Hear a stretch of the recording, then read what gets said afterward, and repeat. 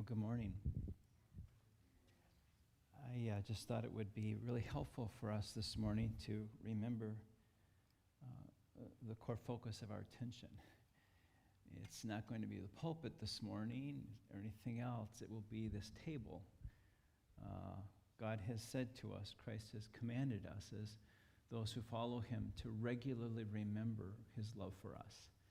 And so that's what we'll do, front and center here this morning. As awkward as it may be for me to share some things with you, I kind of like the awkwardness of this, that everything forces us to think about who Jesus is and what he has done for us. And we come together here this morning with so many different things on our minds, so many pathways. We're here.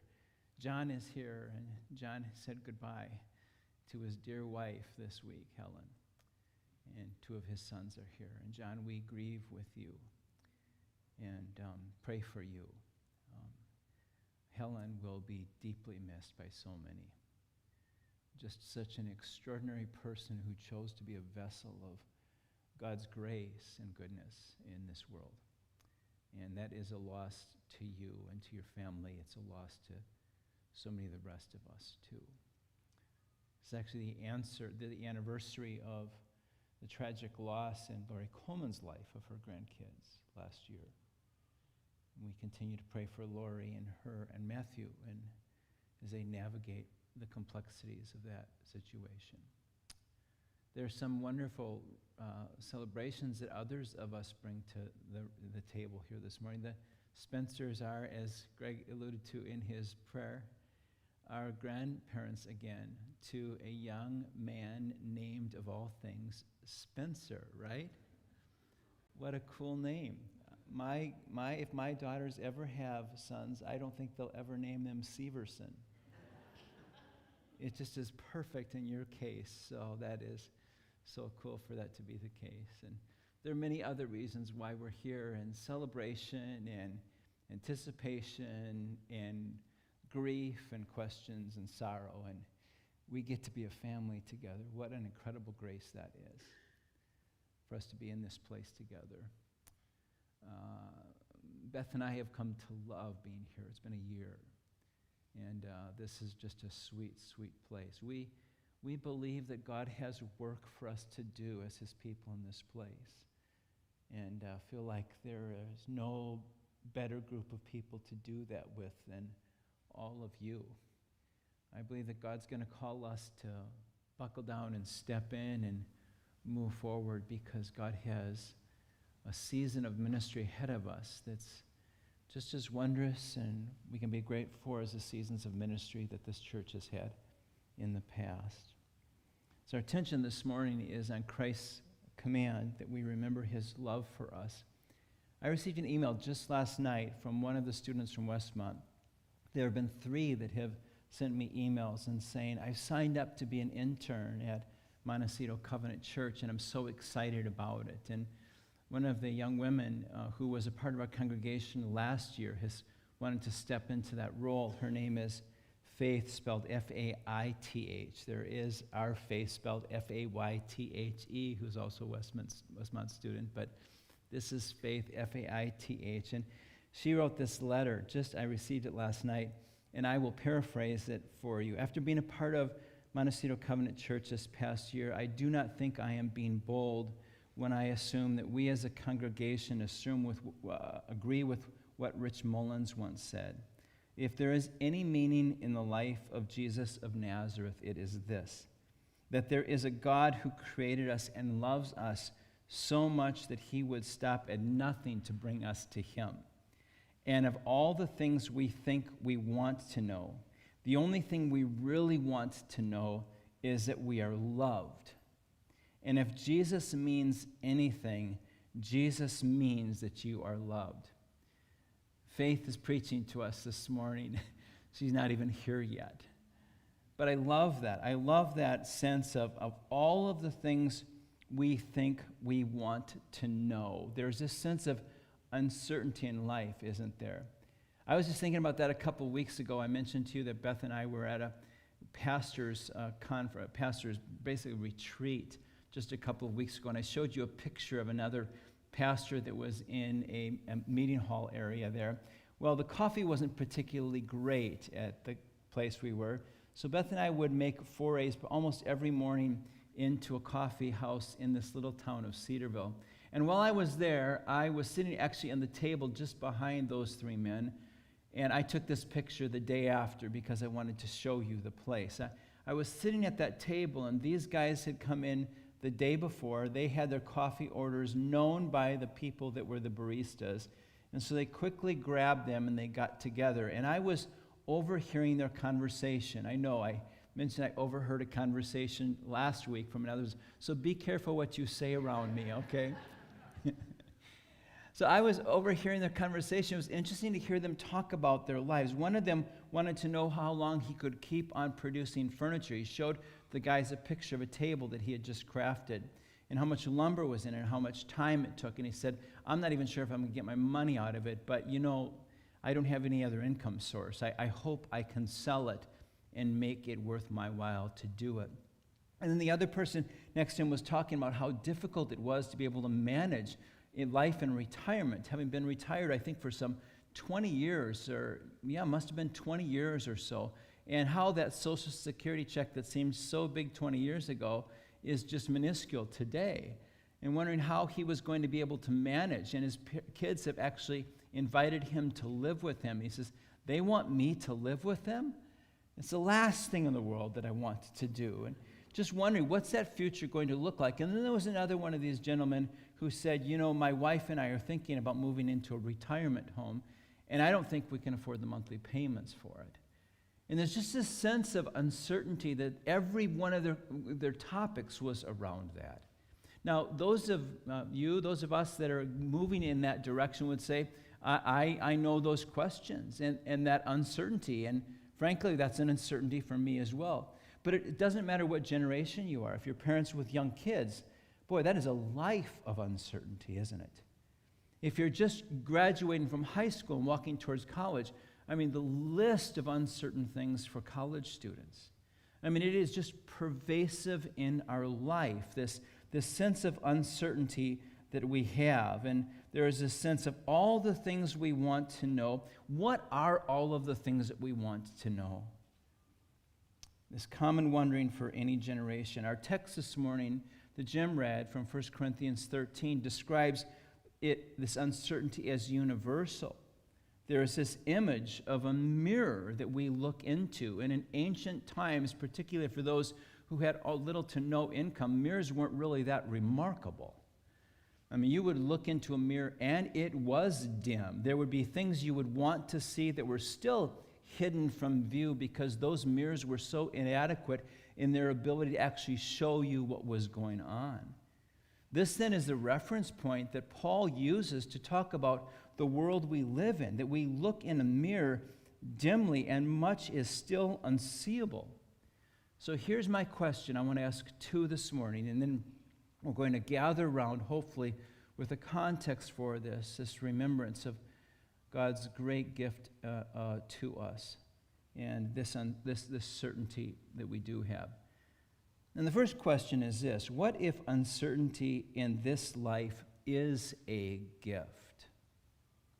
Now, not everybody would agree that. You go to the Marvel series or whatever it might be, and to know things is a superpower. There is just a sense of, wow, those people are powerful and equipped and able.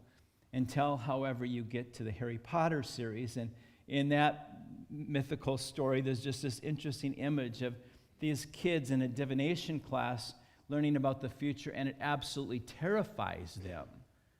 It's quite a picture. So the sense of being certain about the future might not necessarily be a superpower. And we know this, being human beings, is that we cannot be certain about the future. So the question is this, is it a gift? 1 Corinthians 13 doesn't describe this as a failing. It doesn't describe us not knowing things because we're particularly sinful or a weakness. Now we know in part is simply a statement about now and then. It's just simply the way this world is? And what if God, the creator of the universe, built uncertainty into human life for his good purposes? I mean, when he created the world, in Genesis 1 and 2, we see he created it this way, and he said it's good. Elsewhere in Scripture, Jesus reminds us that the Father is the Father of all good gifts. What if uncertainty is actually a good gift? And what would that look like? That it's not broken to be uncertain. It's just simply human. So the question then becomes, how is uncertainty meant to impact our life for good? And I want to draw on this context from 1 Corinthians 13, where it talks about this knowing in part and seeing in a mirror dimly, where the limited nature of what we can know in this life is noted there. And surrounding this context in 1 Corinthians 13, there are 3 traits of our life that are meant to abide. Do you know what they are? What are they? Faith and hope and love. And I wonder if we might use those as resources for us as we consider, so how am I going to live with uncertainty? What if those actually were resources and gifts that God gave us in the midst of uncertainty? I'd like to use these words actually to reflect on what uncertainty offers us. And the first is this, that we can become people of faith with our eyes fixed on Jesus, not knowing anything else. In fact, that text in Hebrews 12, verses 1 and 2, which some of you may know quite well, it says, let us run with perseverance the race that is marked out for us. Did you get that? It says the race is marked out. That means we don't know the destination. We just see marks along the way, just enough to get us to the next mark. So there's this clear sense of describing our life as a life of uncertainty where we're just looking for the next mark, and we know no more than that, but we will run it with perseverance. And then it says this, it says, let us fix our eyes on Jesus, the author and completer of our faith. What if uncertainty is there to keep us centered where we need to be centered? What if it's so that we will fix our eyes not on the second or third marker ahead, but on Jesus himself, who is the one who made us and is perfect? That uncertainty actually builds in us a life of faith. I don't know the future, but I know the only one who can guide me through the fog. Just a week ago, or 2 weeks ago, I was down at Dark Coffee in the garden there, and I was sitting there having a cup of coffee, and this young person came up and sat down, and they were journaling, and they commented on the only place to sit in the sun was right where we were. And so they sat pretty close to where I was, and we started conversing about a variety of things, and then they wanted to tell me about what they were journaling about, and they just didn't know what they were going to do with their future. They just were so uncertain about it and where they might go. And we talked about a number of things, and they were considering Portugal. And, our kids had just, we had just been in Portugal, and our kids have kind of loved the place. And we talked about it, and we talked about just what are the values in our life that cause our decision making. And towards the end of the conversation, she said to me, she says, I just feel like the universe brought you here to me this morning. And when you don't know someone, you don't want to say too much all at one time, but I just wanted to say to her, it's better than the universe, friend. If you really knew Jesus and who Jesus is, the faith that we can have in life is so much better than embedded in the vagaries of the universe. It's the compassion of Christ that we fix our eyes on. We fix our eyes on Jesus, and that's why we're doing this morning. In the midst of the uncertainties of life, we can be characterized by faith. We can live there. Uncertainty actually can even strengthen our character. You know the story of my brother who was shot as a police officer and paralyzed from the neck down, and Just very early in that time, my mom said to the family, I have seen so many people look into the future and be embittered by where it's headed. And she said, I resolve to you kids, I will never become a bitter old person. We fix our eyes on Jesus. And that's the beautiful thing about becoming people of faith, that uncertainty can strengthen our character. Whatever's on your list, the invitation God has for us in it is to fix our eyes on Jesus. And then there's a second area here of hope, that we become people of hope, hopeful in our preparations and our anticipations. I just looked at Matthew chapter 24 and 25, and over again, Jesus says to me, you don't know the future. You know, it's not been revealed to us. Some of it's not even been revealed to me, Jesus says. And in the midst of it, he has all of these stories that he talks about people that live with uncertainty in regards to the future. Talks about the day and the hour being unknown. And these are parables of people actively anticipating what is to come. And their uncertainties about what is to come and the active participation in life anyway is a certification of, a demonstration of their absolute devotion to God. That's what we do with life's uncertainties. We live with a sense of hopefulness and devotion to God, that our devotion to God are willing to just stay in the game, even if God's promises are delayed. There's a sense that we say, God, you will still find me here making things ready. I will be here. I don't know when it's to come, but this is where you'll find me, filled with hope and preparation and anticipation of what you have for me in the future. And there's another element of uncertainty, that it has a potential of strengthening our worship. I'm still here. I can't see 2 or 3 out, but I'm running for the next marker. That's what God is calling us into in that. And then there's this last piece of it, and this is the one that really hit me the hardest this past season. Not long ago, actually, I discovered a messed up part of my own thinking. And yes, that's right. I mean, I'm still learning.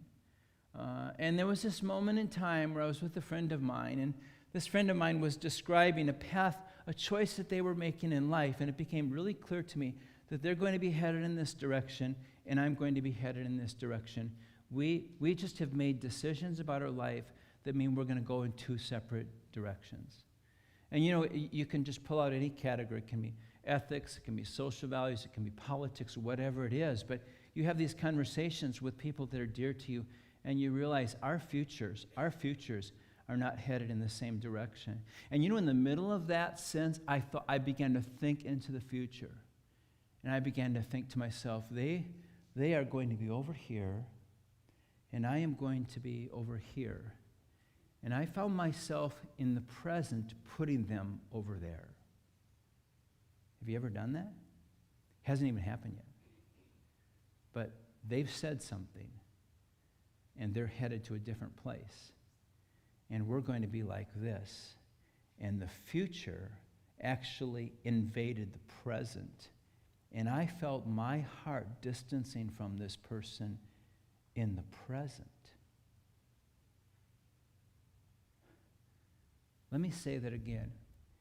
In the future that I cannot know and cannot see, I saw us like this. So I chose to live with what I really can't be certain of in the future in the present. And it inhibited my ability to love them. Do you see the beauty of uncertainty? Who knows? Who knows? And before I other them, because of where I think they might be headed, the invitation God gives me through this gift of uncertainty and hope and confidence in Him, I believe in the Holy Spirit, I can live today. I can live today with compassion and regard and appreciation and love for every single person in my life because I don't know where they're headed. I just know who they are and that they matter to God. The uncertainties of the future, the unknown, the uncertain certainties of the future are spilling over into today. And you see what gift that gives to me? Uncertainty gives me the gift of being able to be a person of compassion because I have no control over the future. God says I don't even need to think about it. I can love the person right now. It's the Sermon on the Mount, isn't it, in Matthew chapter 6, which some of you might have read through the newsletter. I love this verse in 34. Therefore, do not worry about tomorrow, for tomorrow will worry about itself. Isn't that just fresh? Don't worry about tomorrow. Guess what? It will worry about itself. Each day has enough trouble of its own. Let's stitch this together with 1 Corinthians 13, where it says, it calls us to live today with faith and with hope and with love. This wondrous gift God gave us of being uncertain about what's next with only one certainty. Oh, how he loves us. It should change everything. Let's pray that it will change us.